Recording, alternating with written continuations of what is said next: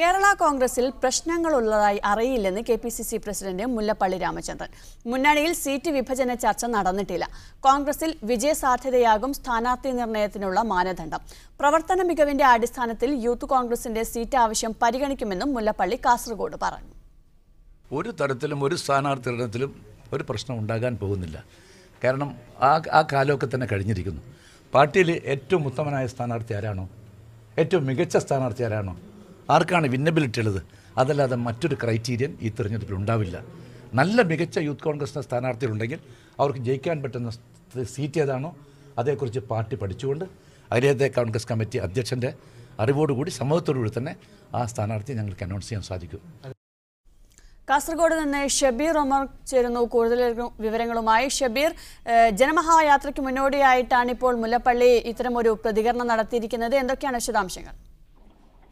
ജനമഹായാത്രയ്ക്കായി കോൺഗ്രസിന്റെ പ്രധാന നേതാക്കളെല്ലാം തന്നെ കാസർഗോഡ് എത്തിക്കഴിഞ്ഞു. വൈകിട്ട് 3 മണിക്ക് കാസർഗോഡ് നായന്മാർ മൂലയിൽ നിന്നുമാണ് യാത്ര ആരംഭിക്കുക.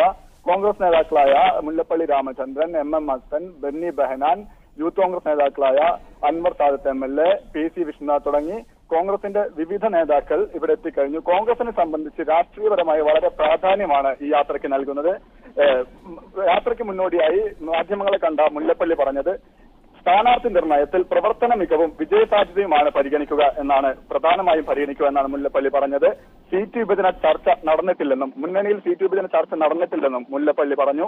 യൂത്ത് കോൺഗ്രസിന്റെ ആവശ്യം 5 സീറ്റ് വേണമെന്ന യൂത്ത് കോൺഗ്രസിന്റെ ആവശ്യം അൽഭാപൂർവ്വം പരിഗണിക്കും എന്ന നിലയിലായിരുന്നു മുല്ലപ്പള്ളി രാമചന്ദ്രന്റെ പ്രതികരണം. മാത്രമല്ല, ഡീൻ കുര്യാക്കോസിന്റെ അഭിപ്രായങ്ങൾ അറിയില്ല, അതിനെപ്പറ്റി അറിയില്ലെന്നും മുല്ലപ്പള്ളി അതിനോടനുബന്ധിച്ച് പറഞ്ഞു. എൻഡോസൾഫാൻ ദുരിതബാധിതരോടുള്ള ആരോഗ്യമന്ത്രിയുടെ പരാമർശം, എൻഡോസൾഫാൻ ദുരിതബാധിതരെ പ്രദർശിപ്പിക്കുകയാണെന്ന തരത്തിലുള്ള പരാമർശം അവരോടുള്ള അതിന് മാപ്പർഹിക്കുന്നില്ല, ആ പരാമർശം മാപ്പർഹിക്കുന്നില്ല. ഇത്തരത്തിൽ എൻഡോസൾഫാൻ ദുരിതബാധിതരെ പ്രദർശിപ്പിച്ചത് കഴിഞ്ഞ ലോക്സഭാ തെരഞ്ഞെടുപ്പിൽ CPM ആണെന്നും മുല്ലപ്പള്ളി പറഞ്ഞു.